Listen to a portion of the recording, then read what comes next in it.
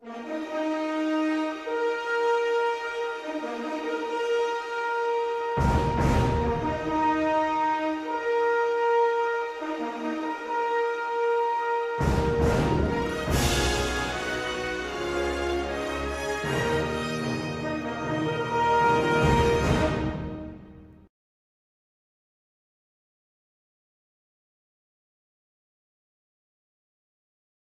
kiamat terjadi memang disebutkan akan ada tanda-tanda kiamat. Ada tanda-tanda kiamat besar, ada tanda-tanda kiamat kecil. Kalau tanda-tanda kiamat kecil cukup banyak ya. Ada yang sudah terjadi, ada yang sudah berlalu, ada yang sementara terjadi sekarang, dan ada yang belum terjadi. Ada yang belum terjadi. Tanda-tanda kiamat besar nanti akan terjadi setelah kiamat kecil habis semua tanda-tandanya. Di antara tanda-tanda kiamat kecil adalah lahirnya Nabi Muhammad SAW. Sebagaimana beliau mengatakan, ya, hitunglah kiamat itu akan terjadi, tanda-tanda kecilnya, dengan lahirnya aku, kemudian diutusnya aku, dan meninggalnya aku. Berarti tiga berhubungan dengan Nabi SAW, tanda-tanda kiamat kecil: lahir, diutus, dan meninggal. Kemudian beliau mengatakan tanda-tanda kiamat kecil juga adalah ya, terbukanya pintu fitnah, gitu kan?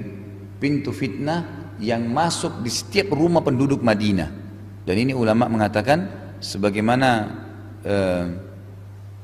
Hudzaifah bin Yaman radhiyallahu anhu, sahabat Nabi yang terkenal sebagai orang yang selalu menyimpan rahasia Nabi itu, pernah Umar bin Khattab berkata, wahai Hudzaifah, ya Hudzaifah, wahai Hudzaifah, apakah kapan itu terjadi fitnah itu, kapan terjadi, gitu kan? Yang Nabi bilang tanda-tanda kiamat tuh. Kata Hudzaifah kepada Umar, wahai Amir Mu'minin, tidak usah anda takut, karena anda adalah pintunya. Anda adalah pintunya, karena fitnah itu terjadi pada saat Umar bin Khattab meninggal dunia. Seperti terjadi terbunuhnya Uthman, ya, kemudian terjadi perang antara Ali dengan Aisyah, perang antara Ali dengan Muawiyah, kemudian terbunuhnya Ali, fitnah besar, perang hampir terjadi antara Hasan sama Muawiyah, gitu kan? Terjadi fitnah-fitnah besar. Maka itu terjadi setelah meninggalnya Umar bin Khattab, gitu kan? Jadi lahirnya Nabi, diutusnya Nabi, dan meninggalnya Nabi Muhammad SAW. Yang kedua, yang ketiga, yang keempat adalah tersebarnya fitnah ya di kota Madinah, masuk ke semua rumah-rumah kota Madinah. Ini juga disebutkan dalam hadis yang lain, Nabi SAW pernah naik di atas sebuah batu, kemudian beliau berkata, sungguh demi zat yang ubun-ubunku dalam genggamannya, aku melihat fitnah-fitnah ya di depan-depan rumah setiap masyarakat Madinah yang siap masuk ke rumah mereka. Fitnah, gitu kan?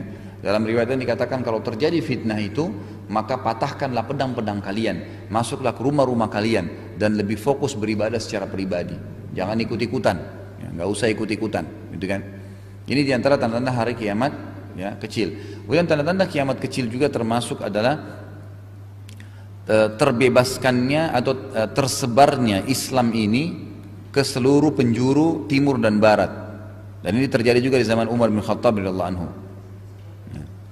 Tersebarnya Islam ke seluruh timur dan barat. Seperti kasuistik Persia runtuh di zaman Umar, sebagian besar wilayah Romawi runtuh, dan Islam akhirnya menyebar, gitu kan? Ini tanda-tanda kiamat kecil yang kelima. Tanda-tanda kiamat kecil yang keenam, ya, itu terjadinya ya, fitnah di wilayah haram, pembantaian di wilayah haram. Dan ini sudah terjadi ya di Saudi.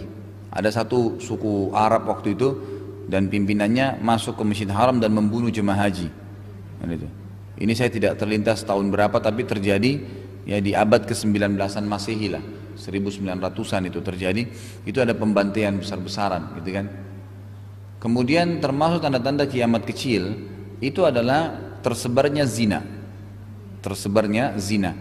Ya, sampai-sampai kata Nabi SAW, seseorang di antara mereka ya, yang paling baik di zaman itu, pada saat zina tersebar itu, dia bilang dia melihat orang lagi bercumbuan, dia cuma mengatakan, kalau seandainya kau buat di belakang tembok itu maksimal yang dia bisa lakukan. Dia nggak bisa berhentiin zina itu. Sekarang zamannya nih, orang pacaran sana sini kan, kita lewat pakai mobil, salah itu aja. Nggak ada yang berhenti ingatin, laporin misalnya, nggak. Seperti orang mau ngurus dirinya sendiri. tersebarnya zina dan dianggap suatu hal yang biasa. Dan di sini sebagian ulama hadis mengatakan termasuk penyebab-penyebabnya zina itu. Ya, tersebar zina jelas-jelasan ya, seperti tempat perzinahan dipasang lampu, dapat izin. Siapa saja bisa mampir, laki-laki kan? Setiap saat bisa mampir, pakai mobil mampir resmi, pakai lampu datang bayar. Zina 1 jam 2 jam keluar, tersebar zina. Sementara zina ini berbahaya sekali, dosa besar, gitu kan? Itu terlepas daripada zina yang terselubung, yang terang-terangannya sudah terjadi, gitu kan? Jelas-jelasan berzina itu terjadi. Orang jalan sama pacarnya pergi ke luar negeri, tahu, keluarganya tahu. Ya, ada orang tua bahkan tahu kalau anaknya sama pacarnya lagi di rumahnya berzina, dibiarin. Karena alasannya kesannya dia dulu juga berzina dengan pasangan hidupnya, toh hidupnya sekarang juga berjalan, padahal dia lupa. Dengan perzinahan pertama dosa besar. Yang kedua, kalau anak perempuan itu hamil, maka anak yang lahir nanti tidak ada nisbatnya kepada laki-laki pemilik sperma, nggak ada, bukan ayahnya itu. Itu kan hukum syar'i begitu, dan tidak ada hukum waris di antara mereka. Jelas itu hukum syar'inya, gitu kan? Semua buku fikih membahas masalah itu. Tapi orang tidak paham bahwasanya ini tidak ada nasab sama laki-laki ini, dan tidak ada hukum waris di antara mereka. Ya, itu jelas dinisbatkan kepada nama Abdullah, Abdurrahman, Abdurrahim, nanti hamba Allah, atau dinisbatkan kepada ibunya, gitu kan? Dinisbatkan kepada ibunya. Ini jelas. Yang ketujuh itu tersebarnya minuman keras. Sampai-sampai minuman keras itu ya diberikan nama selain namanya. Ya, seperti sekarang kan macam-macam ya. Ada bir, tapi sudah diangkat alkoholnya. Alasan. Alhamdulillah orang beriman masih ada susu, masih ada madu, ngapain? Walaupun diganti namanya. Ya. Tersebarnya minuman keras. Dan maksudnya khamar, bukan minuman keras ya. Konsumsian. Ya. Jadi khamar itu semua yang membuat akal manusia keluar dari normalnya, maka masuk narkotika di dalamnya. Jadi bukan harus cairan, tapi bisa bubuk. Ini. Kemudian yang kesembilan adalah menyerupainya laki-laki perempuan, dan perempuan menyerupai laki-laki. Ya, jadi perempuan pakaiannya seperti laki-laki, penampilannya, cara ngomongnya, gunting rambutnya. Sebaliknya, ya, laki-laki seperti perempuan, banyak banci. Nah, ini semua tanda-tanda kiamat, gitu kan? Jadi memang sudah banyak sekali. Kemudian yang ke-10, tersebarnya pemimpin-pemimpin yang zalim, sehingga banyak terjadi pembunuhan, pembantaian, gitu kan? Yang ke-11, Al-Quran hanya dijadikan sebagai simbol, bukan lagi rujukan.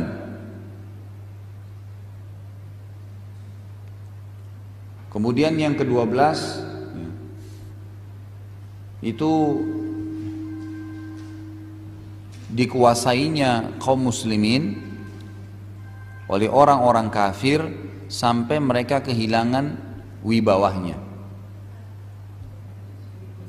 Dikuasainya kaum muslimin oleh orang-orang kafir sampai mereka kehilangan wibawahnya. Jadi seperti hadis Nabi bunyinya, kenapa Bu? Tidak harus seperti lafaz saya secara letterlet, gitu kan? Dipahamin apa yang jelas, dikuasainya kaum muslimin oleh orang-orang kafir dan hilangnya wibawah mereka. Jadi sudah tidak ada wibawa. Jadi gini, ada hadis Nabi yang berbunyi, akan datang satu waktu nanti di mana seluruh orang-orang kafir akan mengeroyoki kalian, sebagaimana al-akalatu, ya, al-akala ini bisa berarti serangga, mungkin ulat yang manggil-manggil temannya untuk ngeroyokin makanan, gitu kan? Jadi hanya makanan itu jadi dikeroyokin, jadi habis, gitu kan? Ada makna yang lain, al-akala ini artinya adalah orang yang mengundang orang lain untuk makan, lalu dia bilang, ayo makan yuk di sini, nampannya dikeroyokin, gitu kan? Seperti itu. Lalu kata para sahabat, ya Rasulullah, kami waktu itu sedikit jumlahnya sampai kami dikeroyokin. Kata Nabi, enggak, jumlah kalian banyak, bahkan berlipat ganda, tapi kalian seperti buih di lautan, gitu kan? Masih berhubungan dengan pertanyaan sahabat tadi, selain sahabat bilang kami sedikit nggak, ya kan gitu. Nabi bilang tidak, kalian banyak, tapi seperti buih di lautan. Lalu masih berhubungan dengan pertanyaan itu, Nabi mengatakan pada saat itu kalian sudah tertanam dalam hati kalian, Allah masukkan dalam hati kalian pada saat itu, ya. Jadi ada penyakit yang masuk namanya wahan. Apa itu wahan? Wahan itu cinta dunia dan ya takut mati. Jadi kalau orang muslim terus ngekor sama orang kafir, terus khawatir dunia, terus menjadikan mereka idola, udah hilang tuh. Ikut sama mereka takut mati. Kalau ke dokter sakit, aduh nanti bagaimana? Orang mukmin tidak ada urusan, mau sakit keras, mau sakit apapun tidak ada masalah, karena begitu dia mati habis tuh semua, tidak ada urusannya, ya kan gitu. Jadi seperti itu. Dalam riwayatnya dikatakan kalian cinta dunia dan benci atau takut dengan jihad. Jadi ada riwayat mengatakan mati dan ada riwayat mengatakan jihad. Jadi tidak lagi orang Islam yang mau mengangkat simbol jihad, tidak lagi membela agama Allah. Nah ini termasuk tanda-tanda kiamat. Nah ada tanda-tanda yang lain tentunya, ya tanda-tanda yang lain itu secara global ya, secara global gitu. Nanti akan apa namanya tersebarnya maksiat secara umum ya, pelanggaran-pelanggaran agama, kemudian sedikitnya orang yang beribadah. Itu yang ke-13, yang ke-14 itu nanti akan ada generasi buraba, ya, generasi orang-orang yang beriman dianggap asing, ya, dianggap aneh, ya, gitu. Nah itu termasuk apa namanya, ya, iya semua terlihat. Jadi ada yang sudah berlalu, zaman fitnah sahabat tadi, lahirnya Nabi segala, ada yang sedang terjadi, ada yang belum terjadi. Jadi ini semua yang sudah kelihatan lagi berjalan. Kemudian yang belum terlihat itu puncaknya adalah namanya Malhamah Kubra. Malhamah Kubra ini nanti akan terjadi peperangan besar antara kaum muslimin dengan Nasrani. Ya. Ya. Kurang, enggak, mungkin masih ada, tapi ini yang saya terlintas. Saya langsung ke puncaknya. Puncaknya nanti sebelum tanda-tanda kiamat besar yang belum terjadi itu namanya Malhamah Kubra. Iya, antara muslim dengan orang-orang Nasrani. Nasrani, pokoknya agama Nasrani. Ya. Kata Nabi SAW, dengarkan hadisnya, nanti akan terjadi peperangan antara kalian dengan Bani Ahmar. Bani Ahmar ini orang Nasrani, orang-orang Romawi, gitu kan?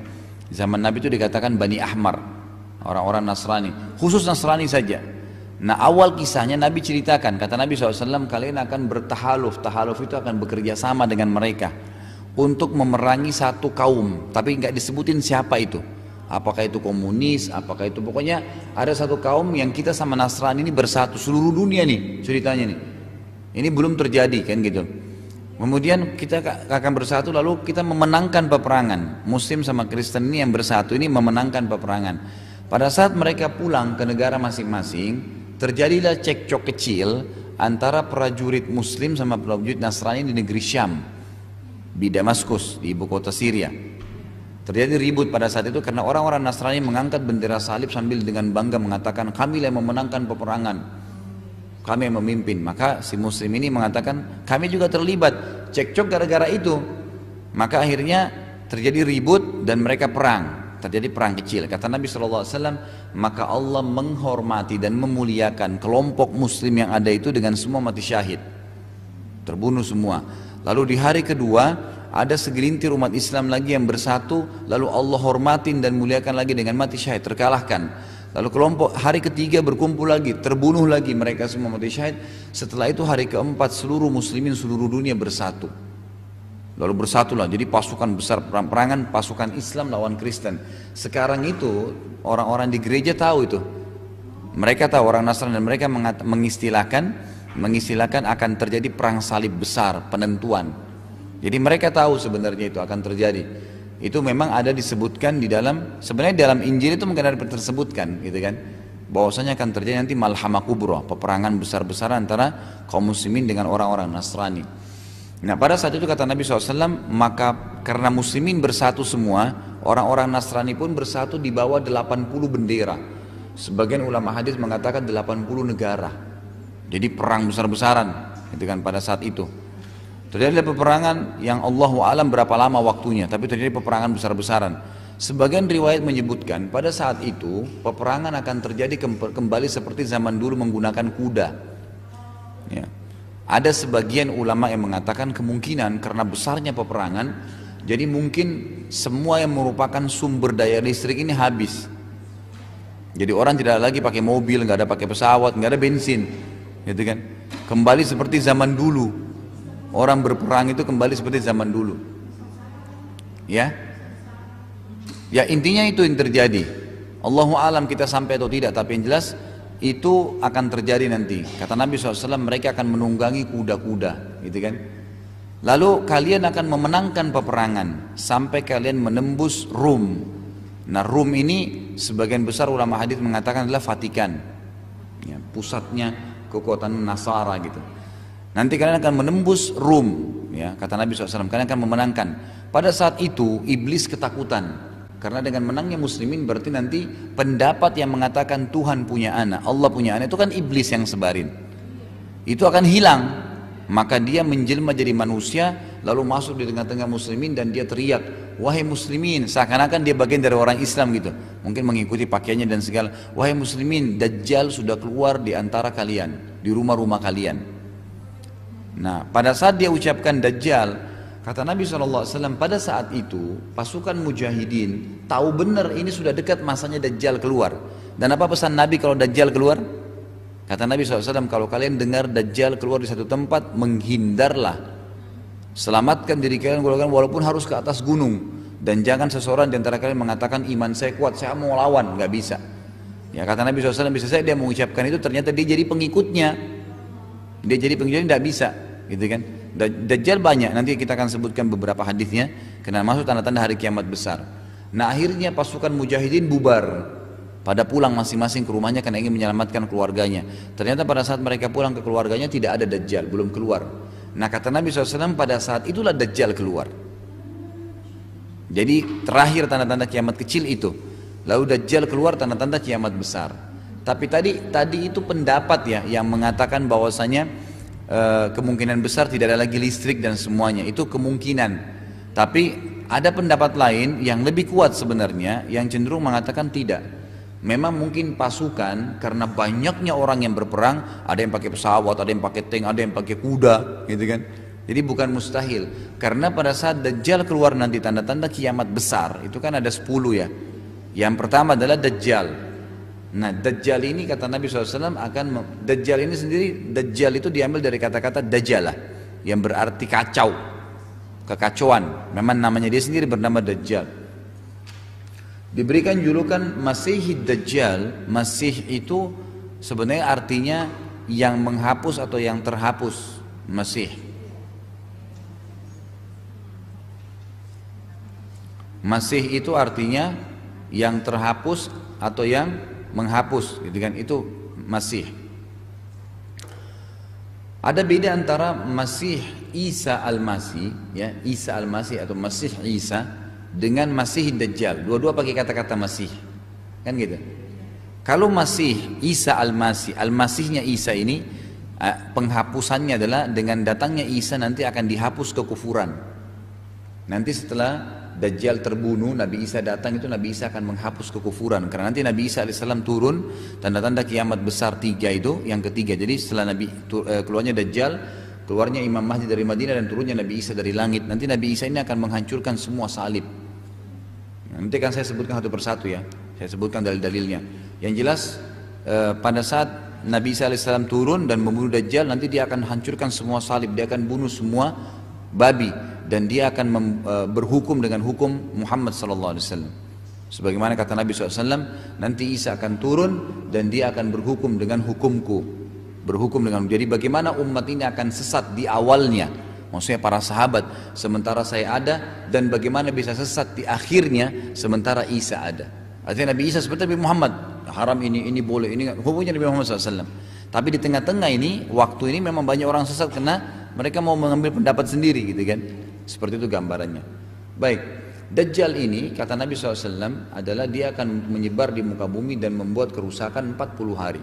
Satu hari pertama seperti setahun, hari kedua seperti sebulan, hari ketiga seperti sepekan, hari keempat dan seterusnya seperti hari-hari kalian.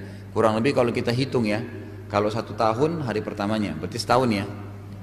1 bulan hari kedua berarti sebulan, setahun sebulan. Hari ketiga sepekan berarti setahun sebulan sepekan. Dari 40 hari kalau dikurangi 3 hari sisa berapa? 37. 37 hari itu berarti sebulan sepekan kan? Gabungin ke sini, berarti setahun 2 bulan 2 pekan. Ya kan? Hitungannya begitu. Jadi Dajjal akan membuat kerusakan di muka bumi itu keliling dunia ini itu setahun 2 bulan, ya setahun 2 bulan, ya 2 pekan, ya 2 bulan setengah. Baik, tapi kita hitungnya supaya jelas ya, setahun 2 bulan 2 pekan kan gitu. Karena kalau setengah ini mungkin ada yang paham, ada yang enggak gitu. Baik, ini akan dia buat kerusakan. Nah, sebagian pendapat ulama yang mengatakan bahwasanya memang ya pada saat itu tetap ada listrik, tetap ada segala. Ada hadis-hadis lain yang mendukung, seperti misalnya Dajjal akan menyebar di muka bumi secepat kilat, cepat sekali. Dia akan menunggangi kendaraan yang secepat kilat. Kata sebagian ulama hadis kemungkinan ini pesawat. Memang dia punya pesawat yang dia pakai ke sana sini kan gitu. Dia akan menyebar di muka bumi. Itu jelas-jelas kendaraan kita yang tercepat di akhir zaman ini kan. Nah, jadi pesawat. Jadi dia akan buat kerusakan karena mengelilingi dunia dan membuat demonstrasi bahwasanya dia Tuhan di setiap wilayah itu butuh waktu yang lama. Memang setahun 2 bulan 2 pekan itu gitu kan. Nah pada saat itu juga dikatakan akan tersebar berita Dajjal secepat kilat. Jadi bukan cuma kendaraan tapi tersebar juga beritanya. Ya, semua orang akan menukil berita Dajjal. Bukan mustahil kayak kita sekarang kan media. Orang beritain semua, oh ini gini-gini dia akan buat kerusakan Dajjal, itu bukan mustahil. Dan akan banyak pengikutnya. Pengikutnya akan banyak. Jadi orang-orang yang tidak beriman semua pengikut. Makanya kata Nabi, ingatlah semua orang beriman akan membaca di dahi Dajjal tertulis kafara, kufur. Gitu kan? Semua akan bisa baca. Yang bisa bahasa Arab atau tidak, dia akan baca jelas di dahinya kafara, kufur. Kemudian kata Nabi SAW dalam hadis Bukhari yang lain, ingatlah Tuhan kalian Allah tidak buta dan Dajjal buta mata kanannya. Karena Dajjal akan ngaku Tuhan, gitu kan? Lalu Nabi SAW sebutkan ciri-cirinya. Dajjal rambutnya keriting, orangnya kekar, kemudian mata kanannya rusak, kulitnya agak kehitam-hitaman, gitu kan? Dia akan mengaku Tuhan dan di sebelah kanan tangannya itu ada api, kan? Dan di sebelah kirinya itu ada air yang dingin. Setiap kalian akan kalau dia dengarkan Dajjal, maka pergilah, hindarilah dia, agar jangan sampai dia mengatakan imanku kuat, saya akan melawan Dajjal, ternyata dari pengikutnya, kan gitu. Tapi kalau seseorang dari kalian pas berpapasan ketemu, maka hadapilah. Dan datanglah kalau Dajjal mengatakan beriman sama saya, kalau kamu menolak, kita menolak misalnya. Lalu Dajjal menyuruh masuk ke tangan kanannya, sebelah kanannya ada api, maka masuklah dan baca bismillah, karena itu adalah air yang sejuk. Itu adalah air, jadi penipuan gitu. Justru air yang dingin di sebelah kanannya itu adalah neraka, gitu kan? Nerakanya. Jadi orang-orang beriman sudah tahu masalah-masalah seperti ini, sudah diberitahukan. Dan kata Nabi SAW, gitu kan? Tidak ada seorang nabi pun kecuali sudah menyampaikan kepada kaumnya tentang Dajjal. Padahal Nabi sebelum kita tuh kapan hidupnya gitu kan, tapi sudah diingatkan karena memang bahayanya fitnah ini. Dan termasuk bagian dari syarat kita sebelum salam kita membaca wa'udzubika min fitnati masihid Dajjal, jauhkan kami dari fitnahnya berbahaya. Sebagian riwayat juga menjelaskan hadis sahih bahwasanya Dajjal ini kalau masuk ke sebuah wilayah dan dia akan memasuki seluruh wilayah di muka bumi ini, tidak ada lorong pun kecuali dimasukin sama Dajjal, kecuali Mekah sama Madinah. Jadi bukan cuma kota, gang-gang kota itu akan dimasukin, semuanya dimasukkan oleh Dajjal, beritanya, kejahatannya semua akan masuk. Tapi pada saat itu ini bukan sekedar raja yang mau menguasai dunia, emang dia diberikan kelebihan, dia bisa hidupkan orang mati, dia sembuhkan orang buta, sembuhkan orang tuli, gitu kan, semua bisa. Dan pada saat itu kalau dia masuk ke sebuah wilayah dan orang-orang beriman mengatakan iya dia Tuhannya, nanti turun hujan, subur tumbuh-tumbuhannya, peternakannya jadi banyak. Orang kalau beriman dia Tuhan, jadi menguatkan kalau dia memang Tuhan gitu. Kalau dia masuk ke sebuah wilayah, orang-orang nolak, maka tiba-tiba tidak turun hujan, peceklik, banyak hewan yang mati, banyak tumbuhan yang mati, fitnah. Memang fitnah. Jadi fitnah bagi seseorang. Na'udzubillah, jangan sampai lah ya. Mudah-mudahan kita tidak sampai ke situ. Itu masa memang sebenarnya masih lama karena masih harus ada tadi malhamah kubro ya. Ya, jadi jelas lebih aman seseorang memang wafat sebelumnya gitu. Jadi memang wafat itu kan pasti ya, mati. Jadi mungkin jauh lebih aman kalau seseorang tidak menemui masa itu, walaupun memang masa itu adalah masa pengujian iman yang luar biasa, masa pengujian iman yang luar biasa. Dajjal ini ya, nanti dia akan ya pada saat dia jalan, maka akan banyak sekali sumber makanan yang ikut bersamanya. Jadi di sini kalau dalam hadis ya, ini bahasa hadis itu bahasa global, akan banyak makanan bergunung-gunung berjalan bersamanya. Ya, ini Allah alam apakah memang nanti dia punya perlengkapan kendaraan gitu kan, yang dia akan terjunkan makanan-makanan di tempat orang yang beriman pada dia. Allah alam, kita nggak tahu, tapi yang jelas dia punya sampai seperti gunung-gunung yang besar dari makanan, suplai makanan gitu kan, dia punya itu. Maka pada saat ada orang yang kelaparan, orang miskin ikut sama dia gitu kan, beriman sama dia, begitu terus. Dan pada saat beriman memang punya kelebihan, makan, minum, tidur segala itu bebas gitu. Banyak orang yang jadi pengikutnya, makanya fitnah benar ya pada saat Dajjal keluar itu. Dajjal ini terus membuat kerusakan sampai terakhir dia tiba di Madinah, kan gitu. Mau masuk Mekah sama Madinah, tapi pas di Madinah yang ada riwayatnya. Waktu dia tiba di Madinah, dia berusaha untuk masuk tapi tidak bisa, karena di pintu gerbang Madinah ada malaikat yang menjaga, menghunuskan pedangnya. Jadi setiap Dajjal mendekati langsung mau dihantam atau diserang oleh malaikat tersebut. Maka Dajjal pun menyentakkan kakinya ya dari luar Madinah, maka terjadilah gempa di Madinah, goncang gitu kan. Nah pada saat terjadi goncang itu, kata Nabi SAW, keluar semua orang yang munafik dari Madinah. Goncangan itu membuat orang munafik semua keluar ya. Yang tinggal hanya orang yang beriman saja. Sampai akhirnya Madinah betul-betul tersortir, yang ada hanya orang beriman. Lalu Dajjal naik ke sebuah gunung ya, sebuah gunung, dan dari gunung itulah dia bisa melihat ke arah Masjid Nabawi ya. Lalu dia mengatakan apakah sama pengikutnya, apakah kalian lihat istana yang putih itu? Mereka mengatakan iya. Kata Dajjal, itulah istananya Muhammad ya. Sampai saya sering bahasakan di pengajian saya sekarang, kalau kita lihat Masjid Nabawi itu dari jauh betul-betul seperti istana putih. Jadi bukan mustahil tuh ya berdekatan dengan apa yang Dajjal bahasakan itu. Apalagi nanti perluasan wilayah masjid sama Raja Abdullah ini luar biasa ini ya, sangat luas dan sangat besar. Memang berperan di mainnya itu di marmer warna putih itu gitu kan. Memang sudah dari jauh pun kelihatan bagus dan megah. Maka Dajjal pun turun. Pada saat dia mau tinggalkan Madinah, ada seorang anak muda keluar dari Madinah, kata Nabi SAW, dan itu anak muda yang terbaik pada zaman itu ya. Dia keluar, lalu Dajjal mengatakan, saya Tuhanmu.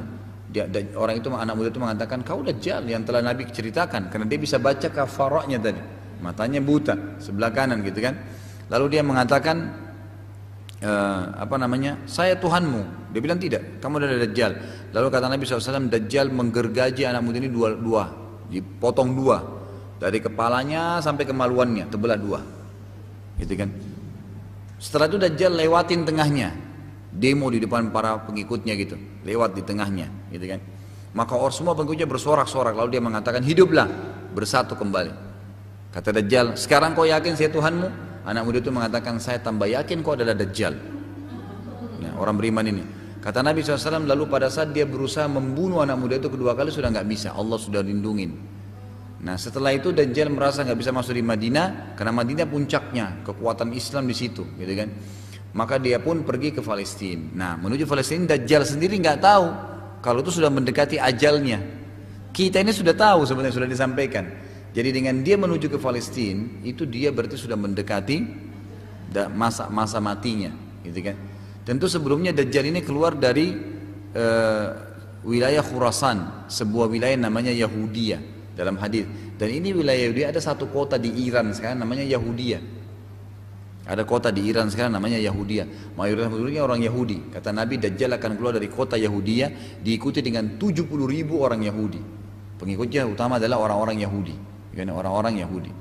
Baiklah, Dajjal akhirnya menuju ke Palestina. Sampai ke Palestina dia bersorak-sorak di sana, berfoya-foya gitu kan. Pada masa itulah ya dari Madinah keluar Mahdi. Ini tanda-tanda kiamat yang kedua. Mahdi ini siapa? Mahdi adalah turunan Nabi SAW.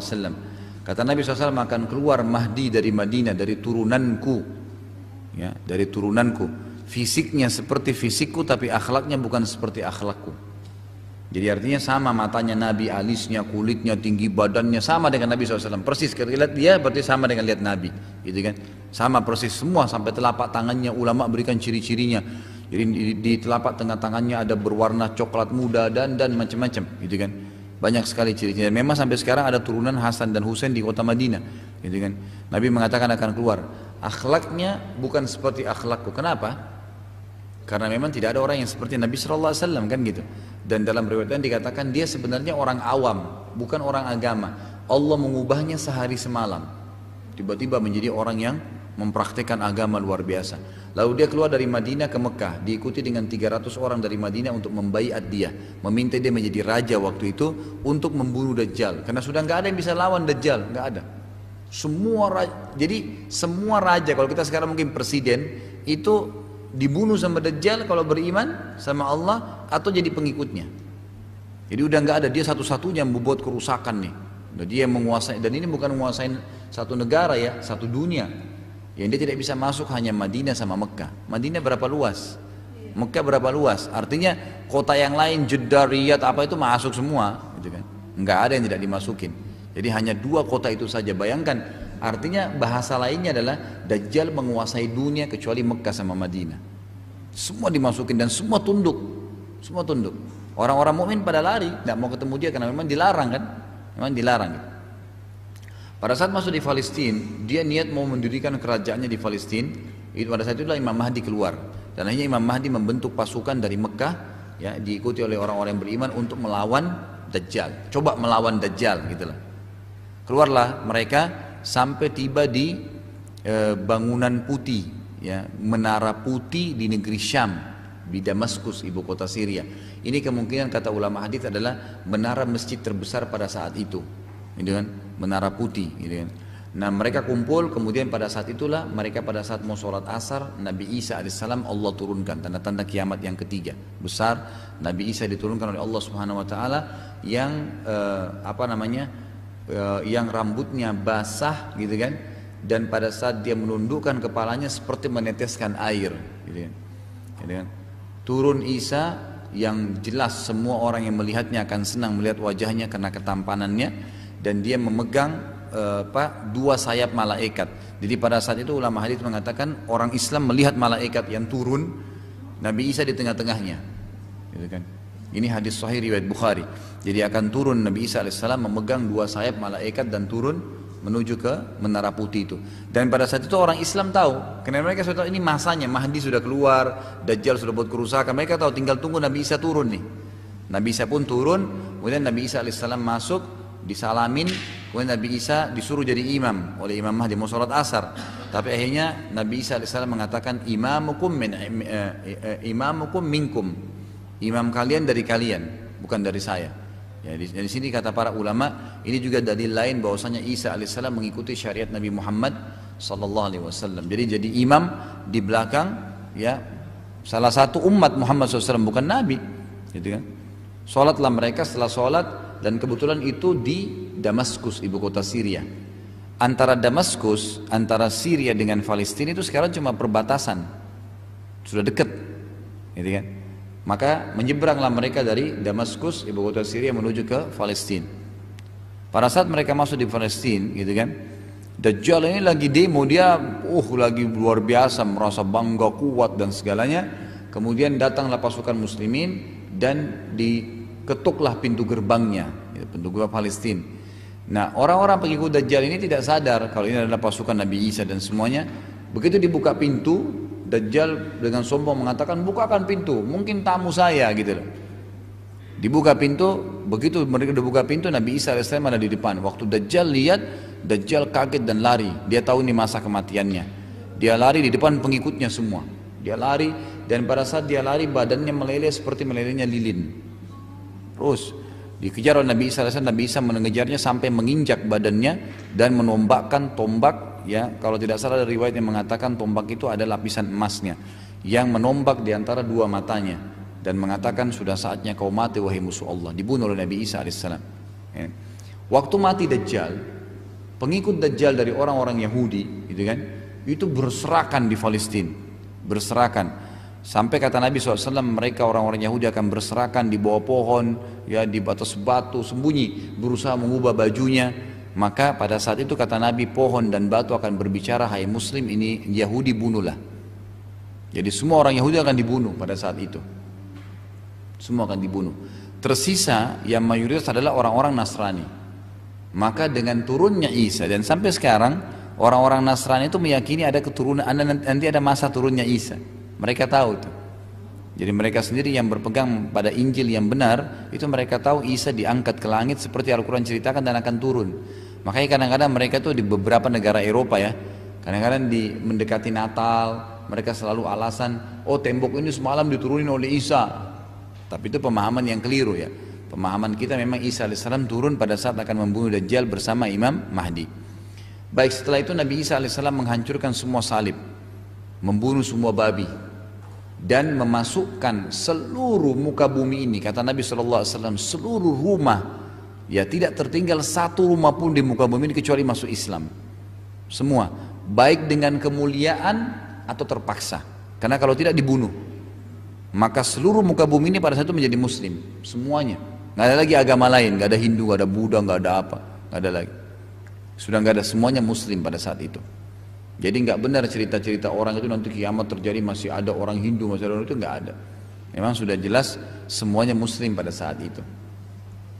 Nah pada saat itu bagi Isa alaihissalam membuat kedamaian, gitu kan di sana, membuat kedamaian. Nah pada waktu itulah keluar Ya'juj Ma'juj, tanda kiamat yang keempat, yang besar. Ya'juj Ma'juj ini adalah dua suku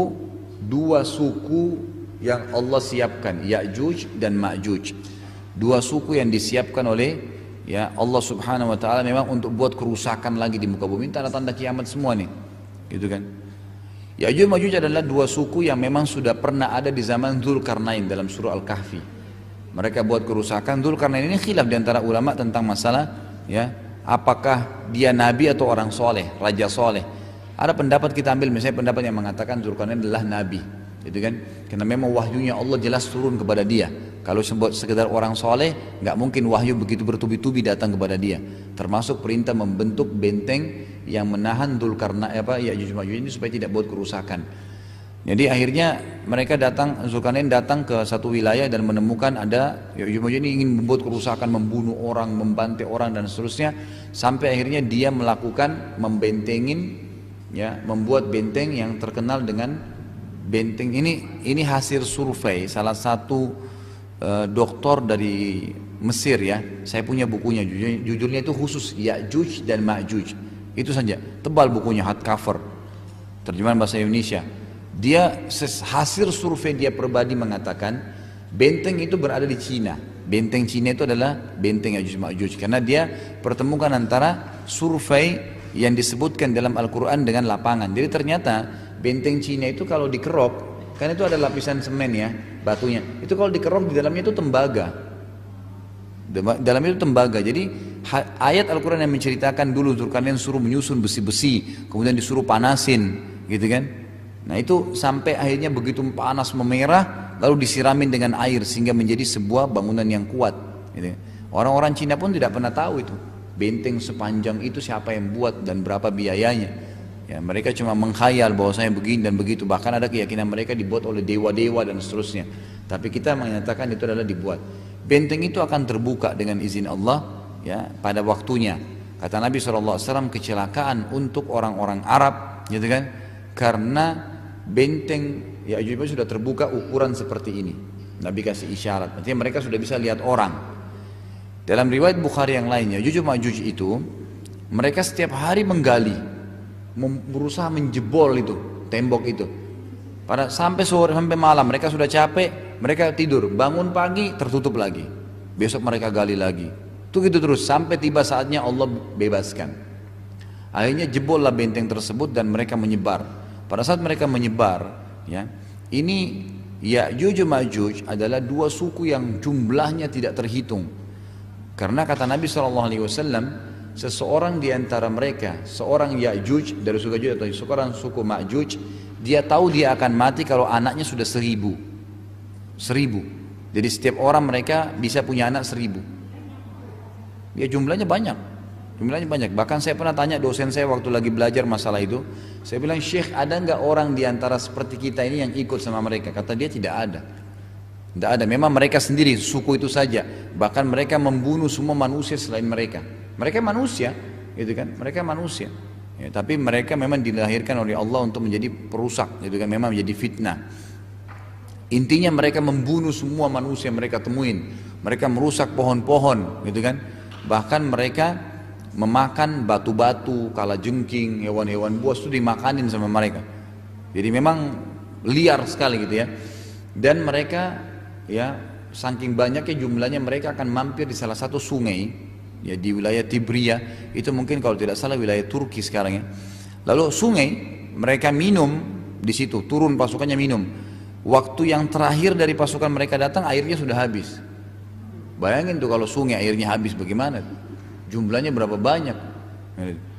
Ya, berapa ribu pun orang, berapa juta pun orang mungkin tidak bisa habis air sungai kan gitu. Tapi ini sampai kering. Yang terakhir datang sudah nggak dapat air, udah habis, nggak ada lagi. Jadi sampai seperti itu. Kemudian saking besarnya fitnahnya Allah, mereka tidak ada lagi orang yang berani hadapin, tidak ada yang bisa hadapin mereka. Pasti dikalahkan, kekuatannya luar biasa. Dan mereka ini satu suku, jadi mereka saling tahu, oh ini sukunya dia, yang lain ini berarti dibunuh. Disebutkan ciri-ciri mereka, rambutnya keriting, kemudian matanya bulat gitu kan. Matanya bulat, kelopak matanya besar tapi kelihatannya kecil. Jadi kelopak matanya ini besar, tapi yang terbuka itu kecil, sehingga kelihatan matanya seperti orang yang sipit, gitu kan? Itu yang disebutkan dalam riwayat. Kalau postur tubuh mereka beragam seperti manusia biasa, tapi mereka memang membuat kerusakan. Lalu mereka saking besarnya fitnahnya, mereka melemparkan panah mereka ke atas langit.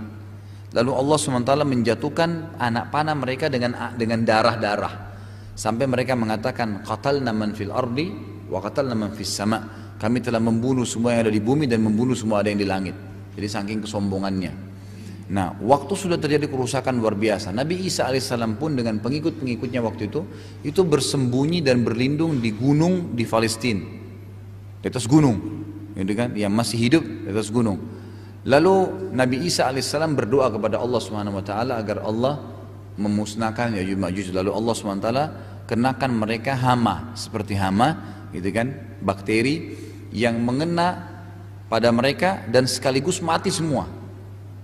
Jadi satu kali mati, semua tiba-tiba tergeletak seluruh dunia ini, habis semua mereka, jatuh mati seketika pada saat itu, dalam hitungan detik mati semua, dengan satu cara mati gitu kan. Lalu Allah Subhanahu Wa Taala ada dua riwayat mendatangkan banjir yang besar, ya, mengangkat jasad-jasad mereka ke lautan. Ada riwayatnya yang mengatakan Allah Subhanahu Wa Taala mendatangkan burung-burung yang besar, yang setiap burung mengangkat satu jenazah mereka. Banyak jumlahnya burung-burung itu datang mengangkat jenazah mereka lalu melemparnya ke lautan. Nah setelah itu Allah turunkan hujan membersihkan bumi dari sisa kotoran mereka. Udah selesai, Nabi Isa alaihissalam pun berjalan beberapa hari kemudian meninggal dunia. Nah, jadi ini 4 tanda-tanda hari kiamat yang jelas gitu kan. Kemudian setelah itu, setelah Nabi Isa meninggal dunia, ya, tadi sudah 4 ya tanda-tanda kiamat. Kita akan masuk tanda-tanda kiamat yang kelima. Jadi pada saat Nabi Isa alaihissalam meninggal dunia, orang-orang mulai menyimpang. Generasi yang keberapa gitu mulai menyimpang lagi. Tapi ulama hadis mengatakan tidak jelas generasi yang keberapa nih. Yang jelas setelah Nabi Isa meninggal, ya. Kemungkinan besar ini mungkin 2-3 generasi setelah Nabi Isa meninggal. Waktu itu orang-orang masih beriman, kan satu dunia ini kan semua muslim waktu itu. Sudah beriman semua. Tapi setelah Nabi Isa meninggal, mulai orang-orang menyimpang, mulai lagi ada yang melanggar, mulai lagi ada orang yang tidak sholat, mulai lagi ini dan mulai lagi itu, macam-macam, gitu kan? Mulai buat kerusakan-kerusakan. Nah pada saat itu Allah SWT mengeluarkan dabbah. Dabbah ini hewan, ya, hewan yang kemungkinan besar dia lebih menyerupai gorila, ya. Lebih menyerupai kera, karena ciri-ciri disebutkan dalam hadis itu dia berdiri berjalan seperti manusia tapi badannya penuh dengan bulu. Dan dia hewan tapi dia akan bisa berbicara seperti bicaranya manusia. Dia akan keliling mengingatkan orang. Jadi dia menjadi dai. Kamu salah. Ini kafir, ini kufur, ini salah, diingatkan sama dia. Dan nanti dabbah ini membawa sebuah alat, tidak jelas apa itu, apakah itu besi, apakah itu. Kalau orang yang patuh kembali kepada Allah ya sudah, orang yang tidak patuh maka dicap sama dia. Ya.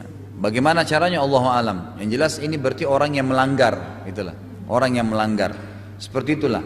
Dan dia akan sampai dabba ini dalam beberapa athar disebutkan dia akan sampai ke apa namanya? Dia akan sampai ke sekitar Ka'bah, ke sekitar Ka'bah. Mengingatkan semua orang-orang yang melakukan pelanggaran-pelanggaran.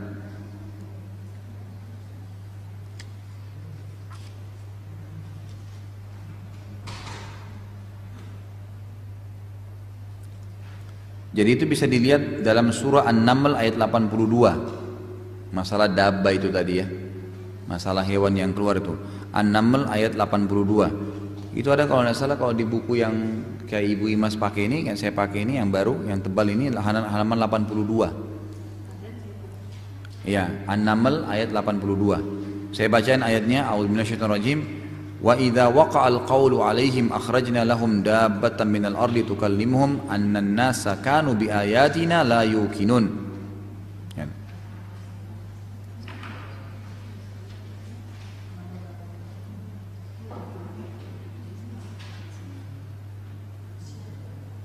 Ya. Jadi kalau seandainya perkataan telah jatuh atas mereka karena mereka kufur lagi setelah Isa meninggal dunia, maka kami keluarkan sejenis binatang melata dari bumi yang akan mengatakan kepada mereka bahwa sesungguhnya manusia dahulu tidak yakin kepada ayat-ayat kami. Artinya didakwahin lah. Hewan ini berdakwah ya. Setelah selesai ya, yang tadi hewan melata ini, maka terjadi tanda-tanda kiamat yang lain, yaitu datangnya seseorang yang akan menghancurkan Ka'bah. Jadi Ka'bah dihancurin. Ini yang keberapa? Yang keenam. Jadi nanti akan datang seseorang, disebutkan dalam hadis dari Habasyah, dari Ethiopia. Dari Ethiopia. Iya. Diberikan julukan dalam hadis Dzu Suwaqatain. Jadi orang ini betisnya itu kecil sebenarnya, berkulit hitam dari Afrika Habasyah. Dia datang dan dia menghancurkan Ka'bah. Allahu a'lam ini kenapa? Sebab yang saya temukan keterangan dari dari buku-buku dan dari dosen-dosen itu, kemungkinan besar pada saat itu Mekah setelah Dabba tadi itu tidak ada. Kemudian datang lagi waktu gitu kan, ada lagi waktu berjalan, kembali lagi orang kufur, lalai lagi, mulai berfoya-foya gitu kan. Maka Allah Subhanahu wa taala sampai orang-orang tidak peduli lagi dengan Ka'bah. Ka'bah bukan lagi dianggap sebagai tempat yang penting bagi mereka. Sampai orang ini datang menghancurkan Ka'bah. Ada beberapa asar yang menyebutkan kemungkinan orang ini dapat informasi di Ka'bah itu banyak emas, maka dia mau hancurkan. Kata Nabi, sungguh Allah perlihatkan kepada saya bagaimana dia menghancurkan Ka'bah batu demi batu. Dihancurin sama dia. Itu terjadi. Kemudian termasuk ya tanda-tanda kiamat setelahnya yang ketujuh adalah terjadinya gerhana matahari ya di 3 tempat sekaligus. Ya, terjadi gerhana di 3 tempat sekaligus.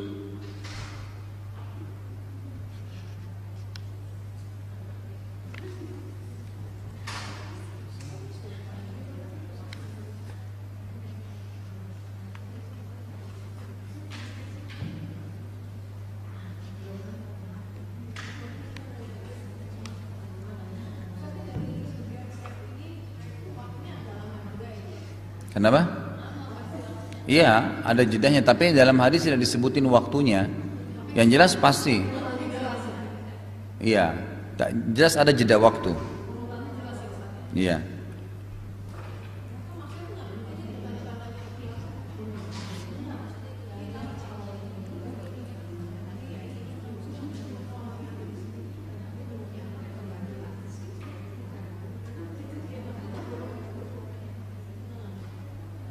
Kemudian akan terjadi gempa besar. Ya, gempa besar ya. Gempa besar ini terjadi di wilayah timur bumi, barat dan jazirah Arab yang membuat sebagian besar tanahnya longsor. Besar-besaran gitu. Ya, jadi belahan timur, belahan barat, dan Jazirah Arab.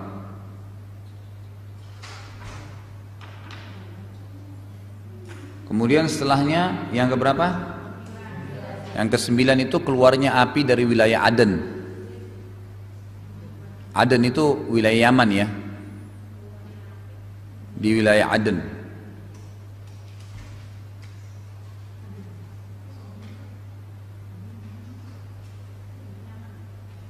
Wilayah Yaman. Kota Aden, sekarang ada kota Aden tuh. Nanti akan keluar api besar dari sana. Yang ke-10 itu matahari terbit ya, dari sebelah barat dan terbenam di timur. Itu terakhir tuh.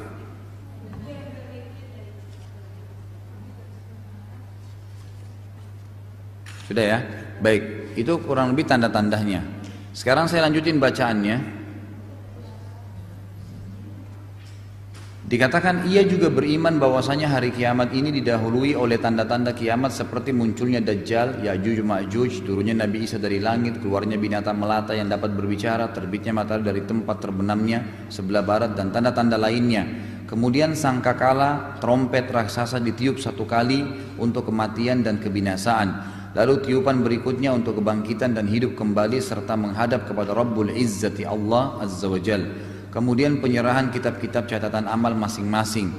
Jadi setelah terbit dari matahari dari barat, itu kemudian sangkakala ditiup.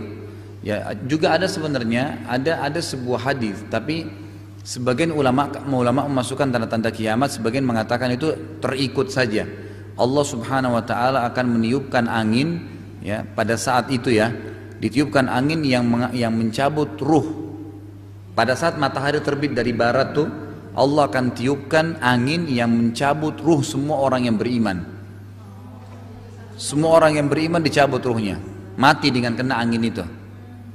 Sehingga kata Nabi SAW, kiamat hanya terjadi pada orang-orang yang rusak saja. Jadi yang menyaksikan nanti tabrakan bintang-bintang apa segala itu, yang menyaksikan cuma orang-orang yang rusak saja. Orang beriman sudah habis pada saat itu, nggak ada lagi. Nggak ada lagi. Ada, orang-orang beriman ada pada saat itu. Kan sebenarnya seluruh dunia sudah muslim waktu itu. Ingat itu. Jadi tapi nanti akan banyak kelalaian-kelalaian lagi yang terjadi. Karena waktu itu sudah tidak ada nabi, sudah tidak ada orang, sudah seluruh dunia ini bagaimana ngontrolnya di sana, di sini, di sana. Kan gitu. Mungkin generasi abahnya, ayah-ayahnya masih kuat, ibu-ibunya. Tapi generasi yang kedua, anaknya, cucunya, kita nggak tahu ini generasi keberapa ceritanya nih. Karena tidak ada penyebutan tentang tahun, berapa tahun itu tidak ada penyebutan. Ini kemungkinan memang lama, mungkin ratusan tahun, Allah alam, kita nggak tahu. Jadi generasi yang keberapa gitu kan. Sebab kalau secara akal sehat, pasti ini generasi jauh, nggak mungkin generasi yang masuk Islam sama Nabi Isa, nggak mungkin. Kan itu. Pasti yang datang setelahnya. Kemudian beberapa waktu kena menyimpang, datang hewan tadi ngingatin. Mungkin setelah itu manusia sadar, tapi berapa generasi lagi kembali lagi, begitu terus. Jadi nggak mungkin bersamaan gitu, nggak mungkin. Jadi keluarnya ini, turunnya Nabi Isa tadi mengingatkan orang, gitu kan. Kemudian mati Ya'juj Ma'juj mati, maka itu juga jadi peringatan bagi orang. Terus keluar hewan tadi sebenarnya mengingatkan orang kembali. Jadi itu setelah generasi berapa lama mati mungkin dabba ini tidak ada lagi, lalu kembali lagi manusia. Begitulah sifat manusia memang begitu semua. Allahu alam. Kalau sampai itu nggak tahu. Bisa tahu, bisa enggak.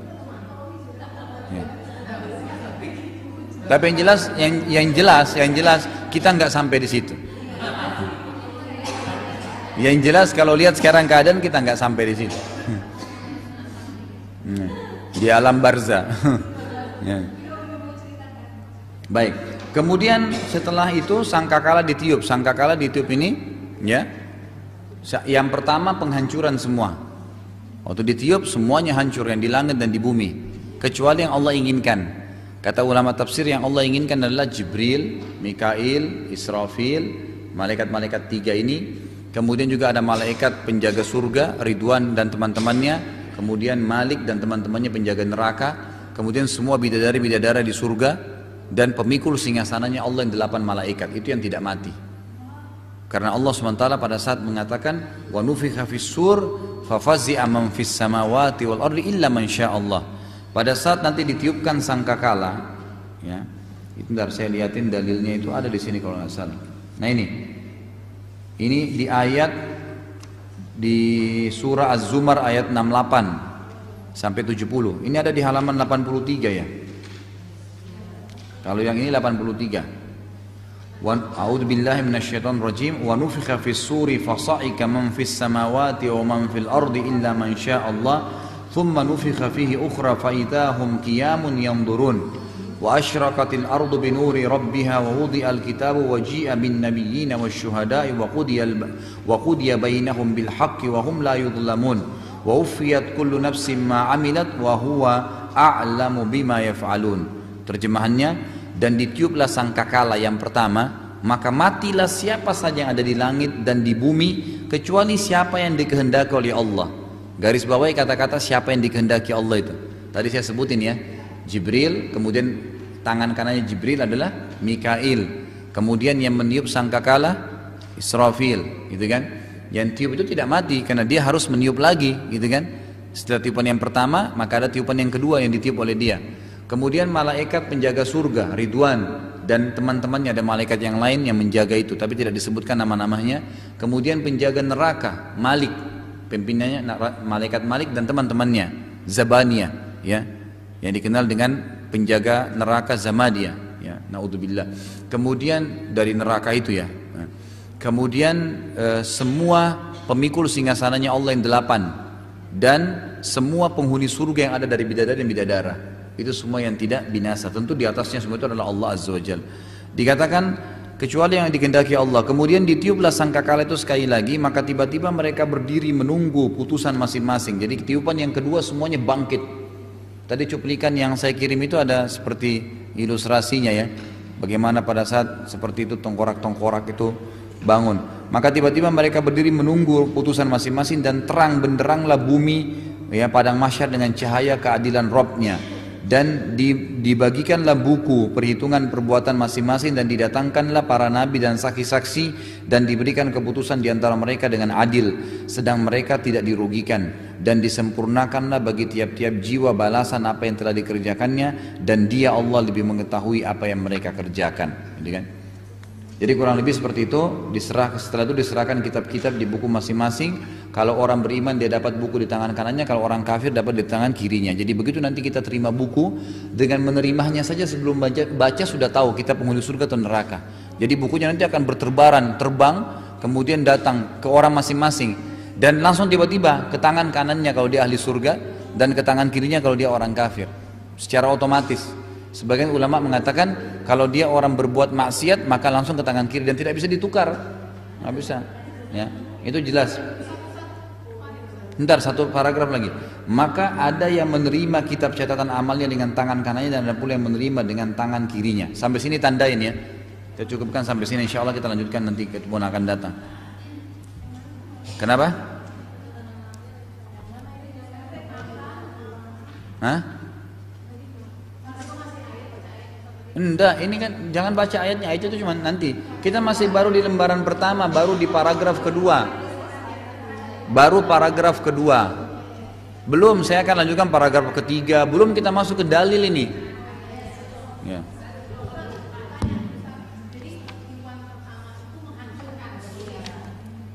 Mohon maaf, saya selesaikan paragraf terakhir dulu ya, sedikit sekali. Setelah itu disediakanlah mizan, timbangan amal, dan perhitungan amal hisab pun dilaksanakan. Ya. Jadi timbangan ini dikatakan dalam hadis besar ya, seluas bumi. Timbangan amal ini bukan timbangan amal biasa, seluas bumi, dan dia punya lisan bisa berbicara. Dia memuji orang beriman dan menghardik orang kafir. Nah. Kemudian sekarang asar jam 3.58, ya masih 2 menitan. Di atas mereka nanti akan dibentangkan setelah ditimbang amal nih, nanti akan dibentangkan di hadapan mereka sirat, ya dibentangkan, dan itu dibentangkan di atas neraka. Di atas neraka, makanya Allah mengatakan a'udzu minasyaitonir rajim, ma minkum illa wariduha.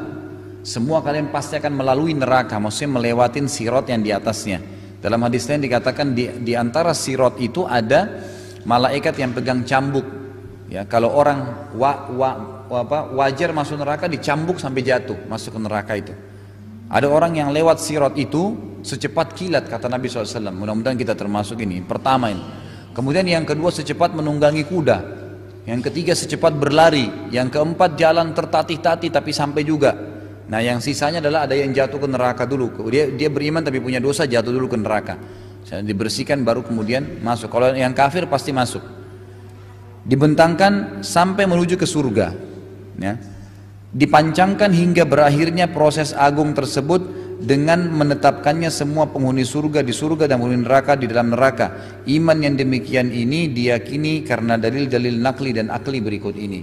Sampai sini kita tutup ya. Jadi dalil nakli dan akli nanti kita akan baca insya Allah pertemuan akan datang. Tapi yang jelas nanti di depan surga itu akan ada namanya kantara.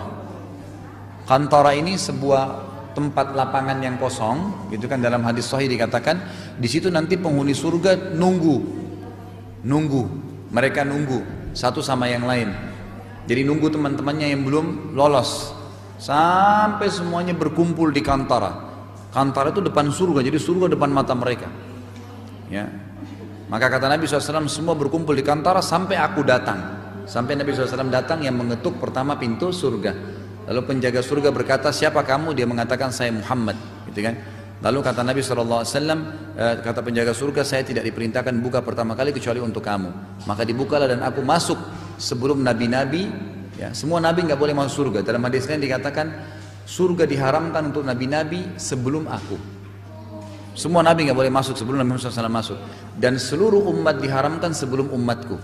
Maka aku masuk bersama umatku sebelum umat-umat sebelumnya. Jadi ini sebuah fadilah yang besar ya, sebuah fadilah yang besar bagi kita, alhamdulillah. Ini luar biasa ya, sebuah karunia. Tentu nanti kita akan bicara juga tentang masalah bagaimana keadaan mahsyar, bagaimana timbangan amal, menafsirkan nanti banyak ayat-ayat yang disebutkan oleh beliau dari dalil nakli. Juga dalam nanti dari dalil nakli ini ada hadis, termasuk kisah tentang Dajjal itu ada hadisnya nanti di sini. Disebutkan semua kembali kita baca lagi nanti, sampai juga ada dalil akli. Dan nanti kita akan simpulkan terakhir poin yang saya katakan tadi, manfaat mempelajari akhirat itu, iman kepada hari akhir. Allahu alam. Mungkin sampai sini dulu insyaallah kita.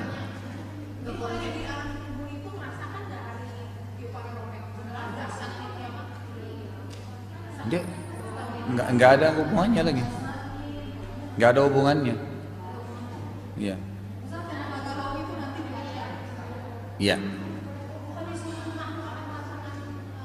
Enggak, bukan merasakan. Jadi yang masih hidup. Ya masih hidup, yang sudah mati sudah enggak.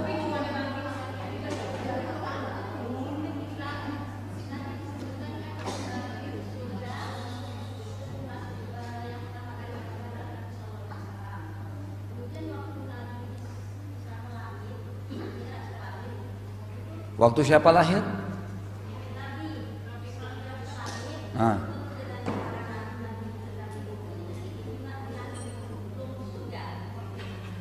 Enggak. Masih di alam itu alamnya para nabi-nabi. Enggak ada yang masuk surga. Surga itu tidak ada yang masuki. Surga hanya akan dimasuki nanti setelah hisab semuanya selesai baru masuk. Enggak ada yang masuk. Kalau jalan di sekitarnya diperlihatkan ada. Seperti hadis yang mengatakan ruhnya orang yang mati syahid ya di pelatuk burung yang berterbangan mengelilingi sekitar surga, sekitarnya, bukan di dalamnya, nggak boleh masuk. Karena Nabi bilang tadi diharamkan kecuali beliau sudah masuk dengan umatnya.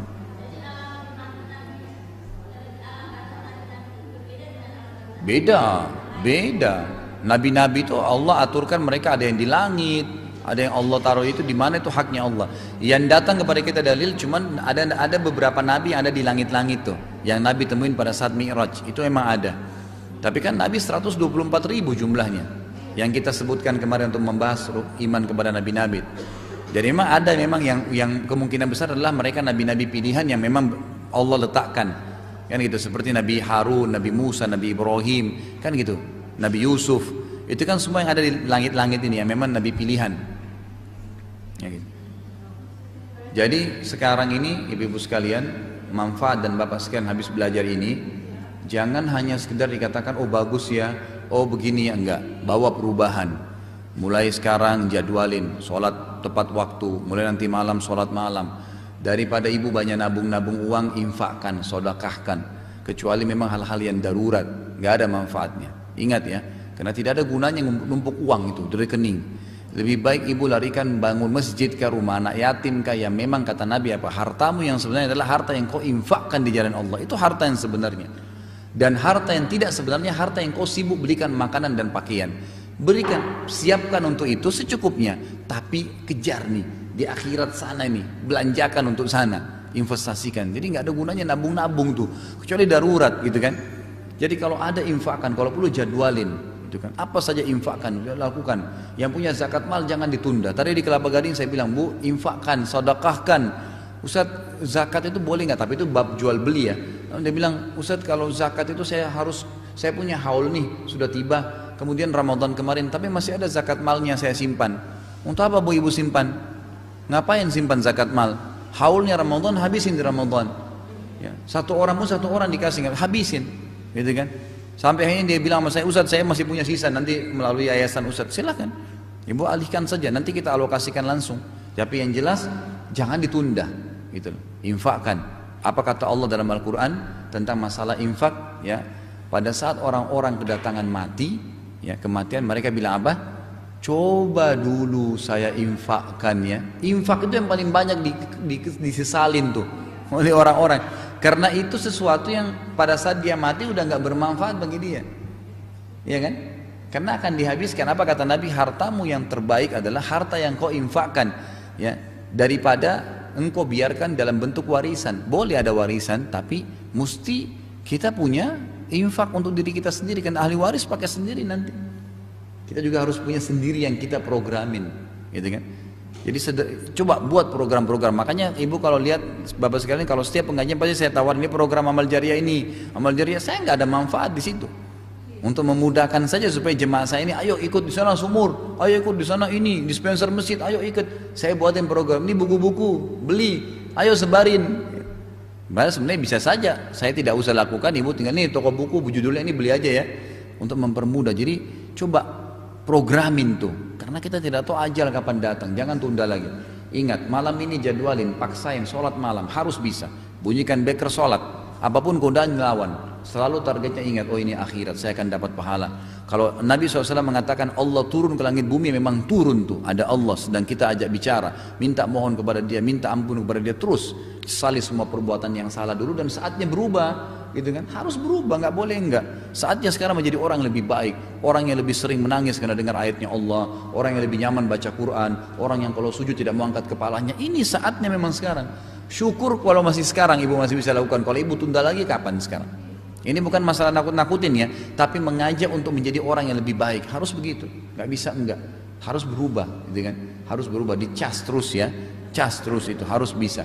Ya, saya pribadi sebagai penutup ibu-ibu sekalian dan bapak, saya kalau tidak isi ceramah sehari, saya rasa sendiri iman saya kendor. Saya kalau saya tidak ceramah, makanya satu hari itu sampai 3 kali, 4 kali, biarin aja deh, nggak masalah. Karena saya merasa manfaat pertama buat diri saya sendiri. Saya review lagi.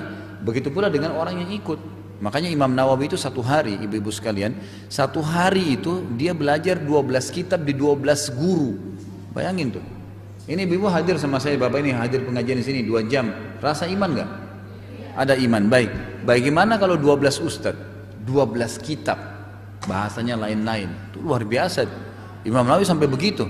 Makanya dia umur 37 tahun meninggal dunia. Itu punya karya tulis yang sekarang orang pakai semua. Belum sampai 40 tahun loh banyak karya tulisnya, karena ilmu demi ilmu.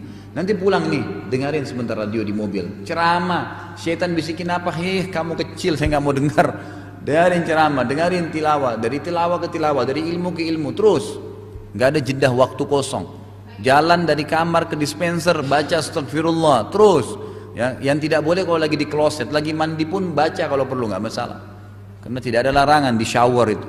Orang wudhu baca bismillah misalnya, karena dia bukan di tempat yang diharamkan. Tempat mandi dianggap suci, tapi kalau tempat buang air besar, buang air kecil yang dilarang, gitu kan.